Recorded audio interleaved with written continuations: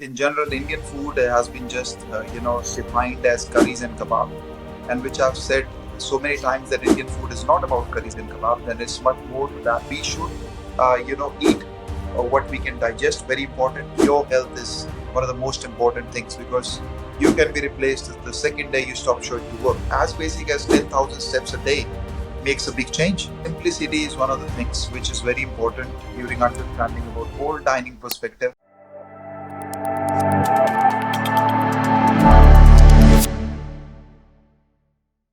Guinness Book World Record holder, TEDx speaker, and an award winning chef introducing the world to the flavors and richness of the food from the Himalayan ranges.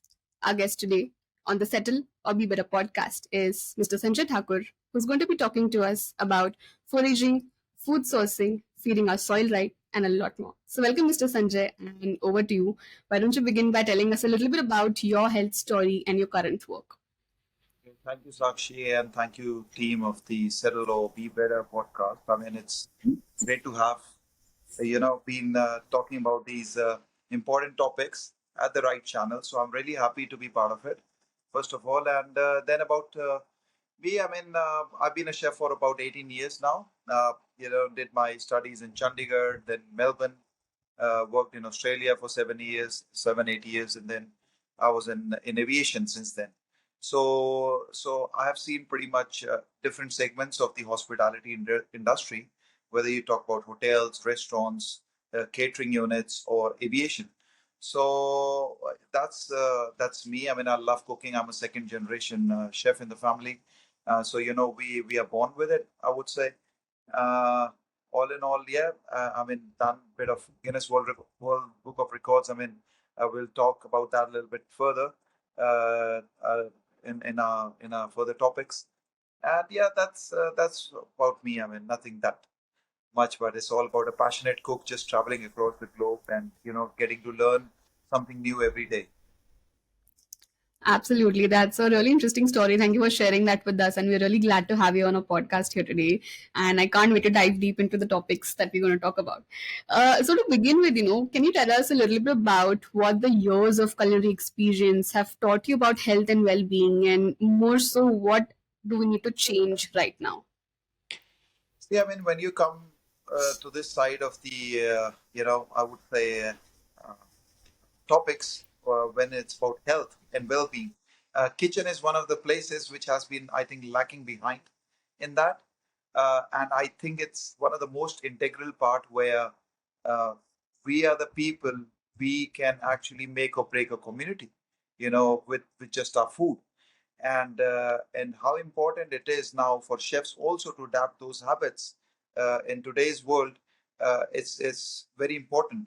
So this is what my one of the main agenda have been over the years, that I have been struggling long back with being overweight.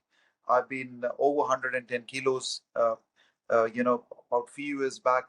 So I know myself that how hard it is to get back into a healthy lifestyle, and just getting rid of extra 20 25 kilos of your body helps us not just mentally but physically to be present in the kitchen.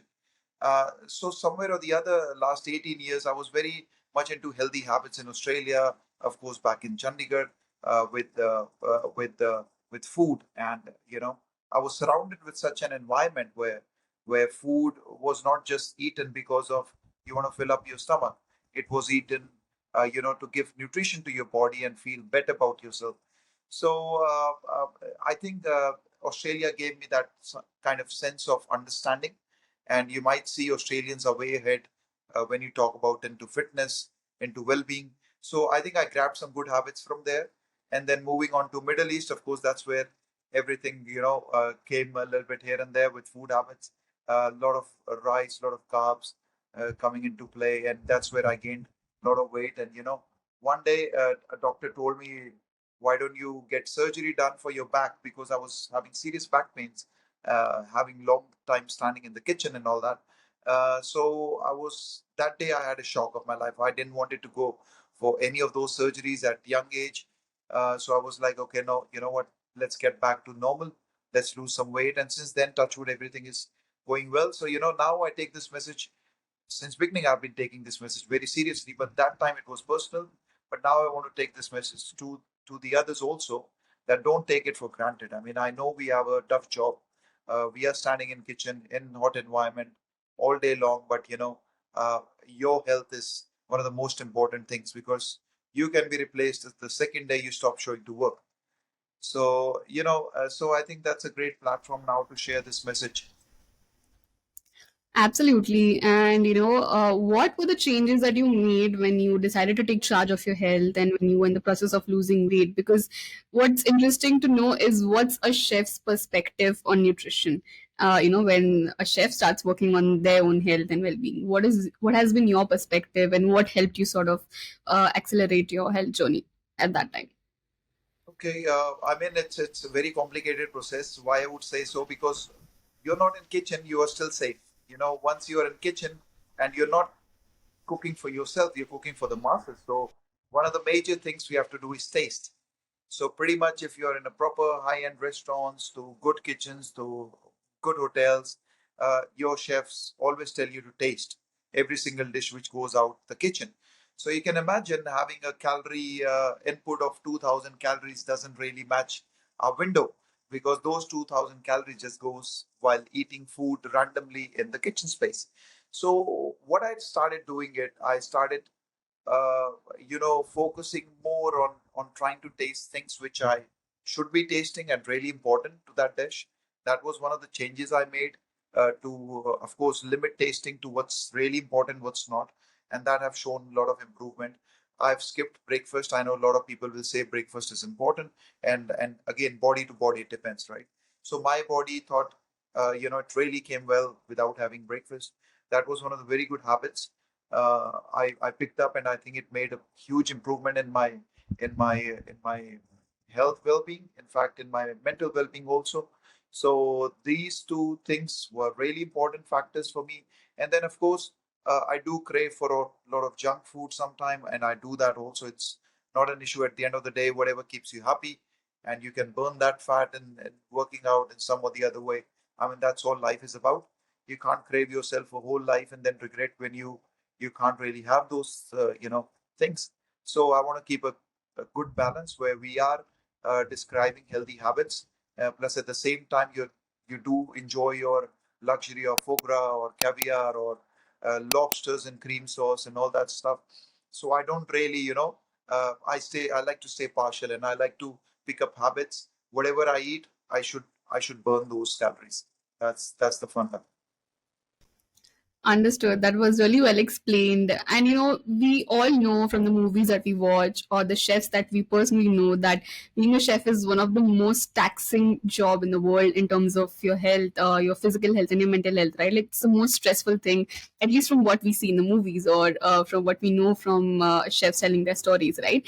And a lot of our audience belong to the population who have long working hours and probably they don't even have that physically taxing jobs. They might have desk jobs who work for long hours, and they always end up having this excuse of not having the time for themselves or not being able to prioritize their health in that sort of a way. So how has it been for you? How did you sort of plan your lifestyle with your work hours, and what did a typical week for you look like when you were working on your health? Planning hours is not really I would say, it can't be done in kitchen life, especially. And I understand every department. I mean, even currently, I'm in a corporate kind of a role, but still, I understand the hardship people go through finding time.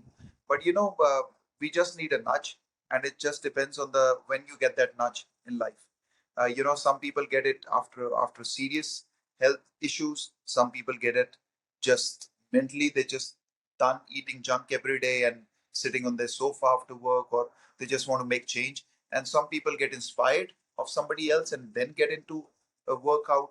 And for me also, these were the three things. I just, like I said, the nudge was when doctor said, you have to do some kind of back surgery, put some plate in there to support your lower back and all that. So that was a nudge for me, and I mean that nudge was good enough to help me shape those habits. And currently, what I do, whenever I get time, I keep some equipments at home, light equipments, and you don't really have to do a extreme workout. You don't have to be, on social media. You scroll down through social media, all you see people going crazy on squats, people going crazy on heavy weights, and those things. When an average human being looks at, they don't really get influenced with it. Honestly, they just see that, this is not something which we want to do, but we want a mid range where we just want to stay healthy, and as basic as 10,000 steps a day makes a big change. So people don't have to be heavily dependent on what they see on social media, but on their basic instinct to what they can do, and build up on small targets, not big targets. I tell myself every day I have to do 20 push-ups. So when you do 20 push-ups and that's it, I mean, you start on that flow that every day you wake up, you look forward to it. From 20 it becomes 40, 14 becomes 60, and that's how you build habit with small targets. You know, that's what I did. Absolutely, that makes so much sense because that's what usually happens, with New Year resolutions or with birthday resolutions, and people who have probably not been that active in their life, they just go really hard on their goals in the first 2 weeks, and it's really difficult to sustain it, right? Because it's not fitting into their lifestyle well. And this coming from a person who actually leads such a busy lifestyle and whose job demands so much from your physical and mental health. I'm sure a lot of our audience can relate to this, and this is quite a fresh perspective for them to think about. So thank you for sharing that with us. And talking about Himalayan food, why is it that you're so passionate about Himalayan cuisine, and what is it that you would want people to understand about Himalayan cuisine? I mean, more of an Himalayan. I mean, in general, Indian food has been just, defined as curries and kebab, and which I've said so many times that Indian food is not about curries and kebab. Then it's much more to that. And after traveling globally, all you see in every menu in every corner of the world, no matter you're sitting right next to Eiffel Tower in an Indian restaurant, or you're sitting in London in some restaurant, there will be same menu: butter chicken, chicken tikka masala, all unhealthy items, all full of cream, dairy. I mean, I don't say dairy is unhealthy, but a lot of it is also not good for your health, and everything is coated in butter and all that. So I was like, why we have to do exactly same thing in Paris to Mexico to London to everywhere? I mean, why we can't start defining our food a little bit different?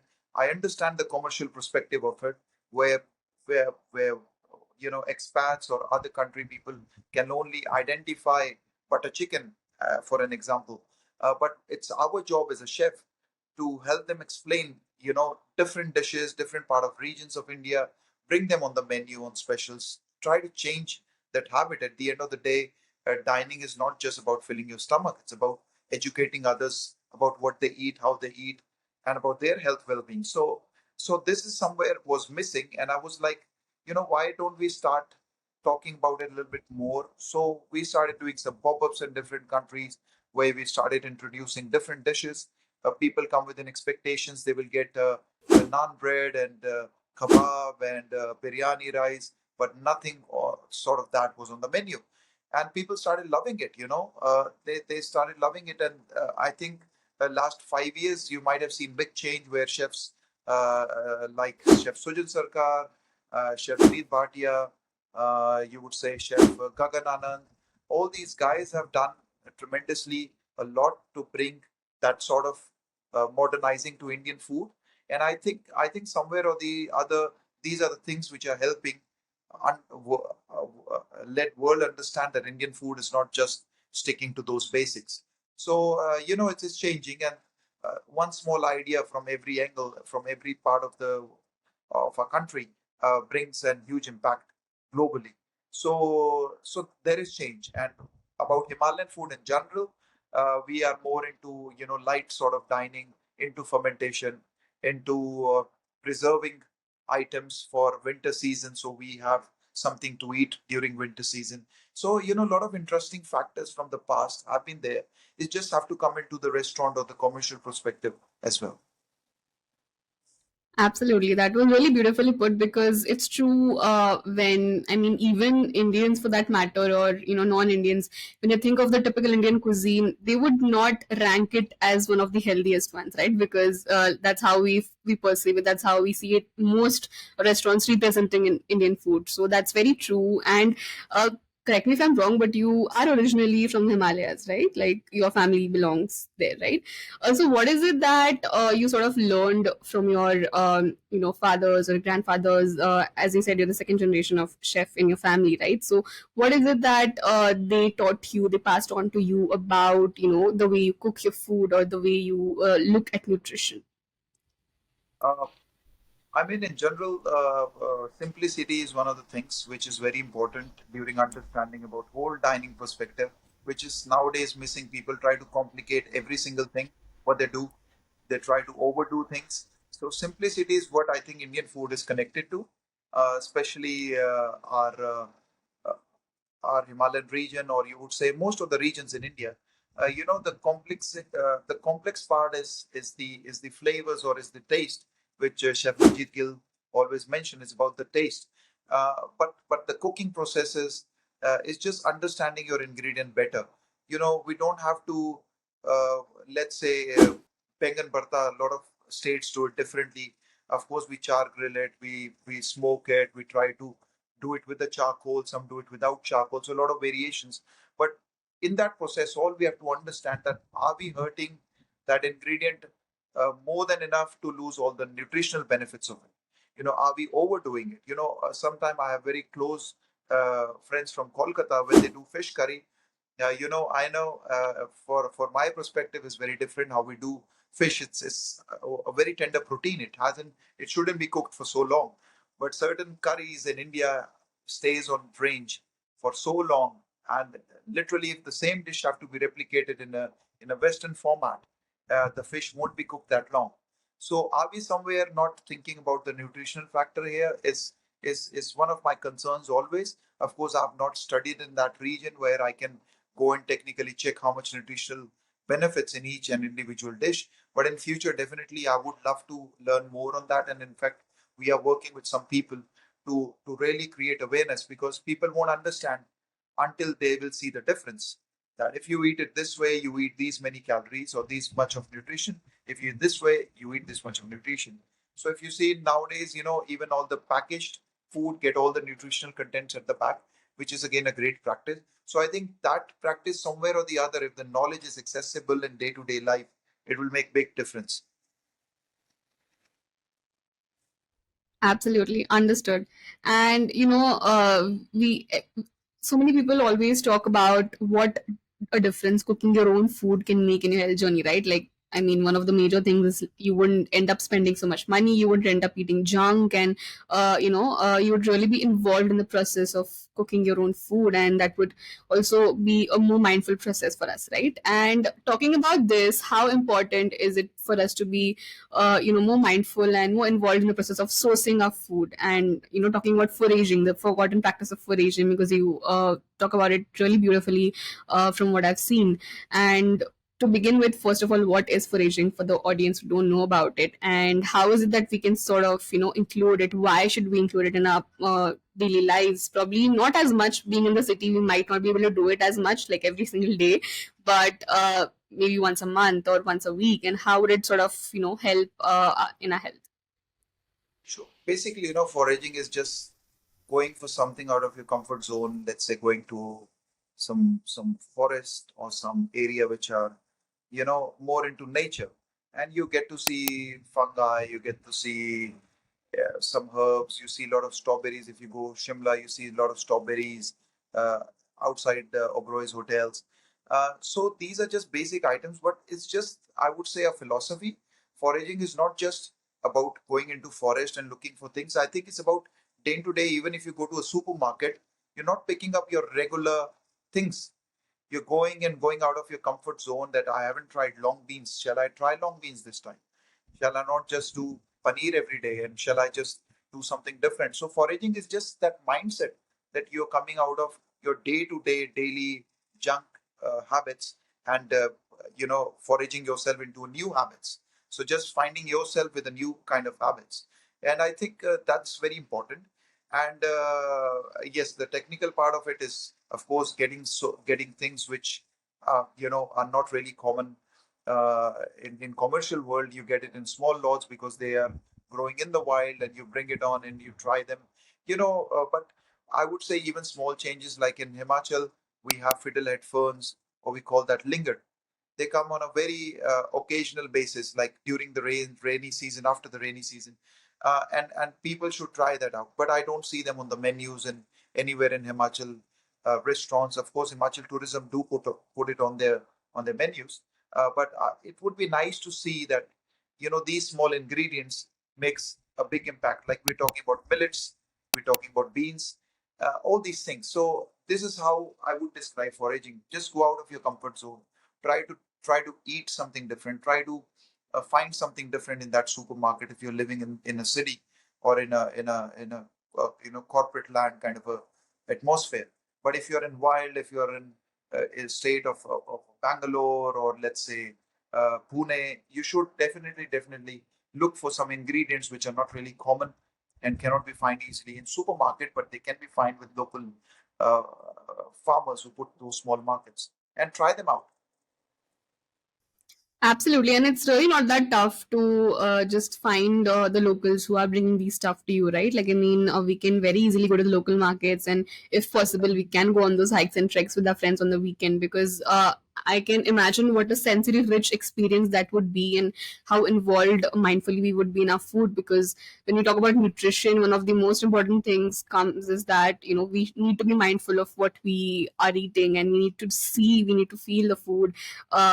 And not just like get done with a lunch hour and get done with the dinner hour. So that's what foraging would teach us, and it's a really beautiful experience to look forward to, I'm sure. And you talk we see people constantly complaining about what the food industry has become today, and the kind of food that they're offering us, the kind of food they're exposing us. But in the end, it is actually what we are also demanding in some or the other way, and that's something that I've literally just heard you talk about recently in one of your talks. So can you tell us a little bit more about that, and how can we play a small part into changing what we are complaining about? See, I mean, we need a lot of work on our eating habits, definitely. Whenever you go to an Indian restaurant, right? I'll take example for Indian restaurants because that's what people will relate to. So when you go to Indian restaurants, Indian restaurant owners give you probably an average family. What do they order when they go to restaurant? A sabzi, a vegetarian dish, right? Dal, and if it's a non-veg eating family, they'll order one chicken dish and probably few breads. So if it's a family of four, even they won't be able to finish those three big bowls of stuff. That's something which again creates a wrong habit. You might have seen Coca-Cola or Pepsi going into small cans, not because they wanted to, but it has been forced by the whatever the regulatories, that you can't force people to go into the bigger packages. So same way, on our day-to-day life, when you go to Indian restaurants or whenever you cook at home, cook what you want. So first of all, you save wastage, because there's a lot of tremendous amount of wastage people do in day-to-day life in homes, and especially in supermarkets creating, or restaurants creating these big portions. And then again, it's a part of restaurant industry also to bring in a habit to not serve such big portions. And as in diners, we should understand they're not doing it because of they want to save money. Of course, the prices can be slashed a bit, and they can be delivered to a guest in a way that guest understand is for their helping. We don't mind serving you a big bucket of dal makhni, but then that one bucket of dal makhni will get you to a place where you don't want to be at, right? So it's a combined responsibility of the establishments and us as a diners, that we should eat what we can digest. Very important. We should eat what shows uh, a nutritional side of it, because it's very important to understand. And if we don't understand, probably we have Google every day. Let's say you're ordering something, you just go and check quickly calories on it, and then try to have those habits. At least mindfulness will start coming up, which is very important. And I mean, sustainable ingredients very important. Go by the season. You don't have to eat the whole year round paneer. You have to give it a break. You can go to, people started growing tomatoes throughout the year, and I would say 70 to 80% restaurants where you go to now are using hybrid tomatoes because the demand is so high. And hybrid tomatoes are not natural tomatoes, right? They are hybrid in a way that they have to be forced grown to match the certain requirements what we have to feed a country of 1.4 billion. So I mean, if we stop using tomatoes on our day-to-day life, of course the nature gets some rest, the demands come into a balance. So there is a lot of, I mean, they are way too much in depth topics. I mean, they are way too much in topics which I think have to be taught right from high school to colleges, to every port. Absolutely, that makes so much sense because we cannot be complaining about the food industry without talking about what we are demanding from it, and that's one of the major highlights, at least for me, from this episode today. So, thank you for sharing that with us. And you also talk about why is it important for a young generation to learn more about the herbs and plants and to source them on how to use them right. Why is that so? Like I said, I would love to see change in next 5 to 10 years. Already, we have seen big changes. All the young chefs who are coming up, they're experimenting. They're putting new things on the menu. I see things like as basic as shishnu, which is bichubuti, started popping up on the menus. I see tulsi started coming up on the menus. All these things were not there. If you go back 7 years in the time, you won't see them on the menu. You'll see standard set of menu. A lot of small boutique restaurants have done a lot of different things. Organic farming have been highlighted. All these things have been highlighted, and I would love to see this change being injected into the young ones, because they are the one who will bring change. Because I know somewhere or the other, I understand chef's perspective that we are constrained with the commercial responsibilities, and everyday meeting is all about, it's not about your well-being or anyone's well-being. It's more about how do we generate revenue, how do we get you to spend more in that restaurant. So somewhere or the other, it's our responsibility to, as a diners, to start questioning that choices. If you go in the morning buffet, the buffet breakfast buffet will be massively put out there. Oh, we have dosa, we have this, we have that. Do we need all that, or we have to go once a week to a la carte to reduce wastage on that buffet area? Because I normally walk into those buffet restaurants and all you see is wastage. People just eat one bite, leave the plate there, eat that, because of the sense of availability of so many things right in front of them. But the impact that creates globally is crazy. A lot of European restaurants have stopped doing it. A lot of, sorry, European hotels, they don't do that. You just order from the menu and you eat what you requested for.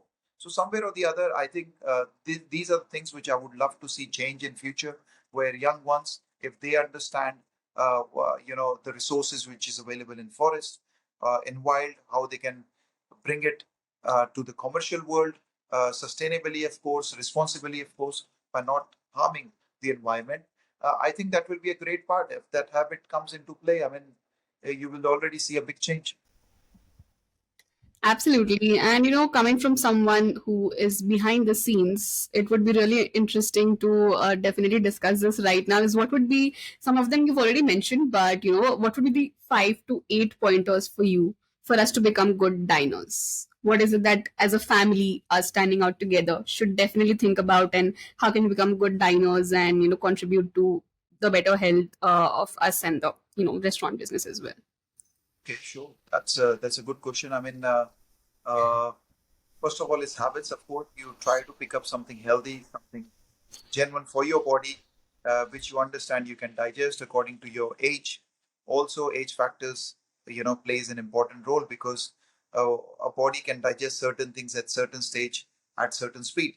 So, being mindful is our own responsibility as a diner, very important. So, when we go through the menu, of course, you have to see it. If you're doing it once a week, you're doing it 3 times a week. It's very important to try different things and don't get stuck to one habit and one thing. Oh, no, no, I only eat that kind of pasta. Oh, no, no, I'm only eat cucumber salad. I don't want to try European food. And I think, especially I'm from the north bit, there is a lot of work to be done where we can take our parents to try them some kind of unique salads, some kind of unique soup. I saw a lot of Asian food coming into market. So it's time where young kids also should take their parents. Like whenever we go, our parents hesitate to order anything which is not they can recognize. So it's our job to help them recognize those items. Let them try one step at a time, I would say, and you will see change. And now my parents, my mom and dad, when they go out, of course, dad knows a lot about food, but mom, she started having salads. Who would see that somebody is having salads which there was no understanding for all those years she's been living. There was no talk about those salads. So I'm not saying that don't have Indian food when you go out, but have it in certain portions where you understand that it's not overdoing or harming your health. I think, yeah. Got that. That was really interesting, especially talking about introducing new foods with our family, because it's food in the end would definitely play a major role in helping us being introduced to new cultures, and every culture has their own set of beliefs and value system about health and well-being, because it's a major part of that. So what better way than introducing yourself to new cultures and foods and doing it as a family, that would really make a big difference. So thank you for sharing that with us. And lastly, to discuss about feeding our soil well, you talk about how our focus is currently on growing things faster and unnaturally, and the larger impact that it's going to have on our health and well-being. So how can we understand this, and what is it that we can do from our end? Uh, Again, eating responsibly is very important. Not going for sustainable ingredients is important. I mean, we do have, of course, not in supermarkets, but in you would say small organic markets, which comes up, small farmers who bring their stuff and put a small tela across the small, places. I mean, we can always go and look at it and start supporting these things because, you know, uh, it will only change when we start changing our choices. And most of the houses they do daily same thing in the house, whether it's for their dinner, lunch, and breakfast. So once we start changing those habits, like you don't have to have eggs every morning, you can definitely replace with some other sort of protein, right? So that will give some rest to the biodiversity of the whole ecosystem, right? And this what we were also discussing, that what if people stop having chicken for a day, and all the hotels it starts following that policy. One does it on Monday, one does it on Tuesday, one on Wednesday, Thursday, according to these hotel associations have come up with a solution, and these solution will give some break to the ecosystem, and that's very important. If you are having mango throughout the year, that doesn't really make sense. You have to sustainably change those menu items and stop and telling your guests, sir, we don't do mango this season because it's not. Just don't say refuse no, but refuse with an answer, an explanation that why we do it, because we care about the system, we care about the nature, and we are sustainable not just because we put a board outside a hotel, the most sustainable hotel, but these are the actual practices. Because most of the people are using sustainability as an advertisement, and which is completely wrong. And somewhere I think it will affect our system uh, negatively in coming future.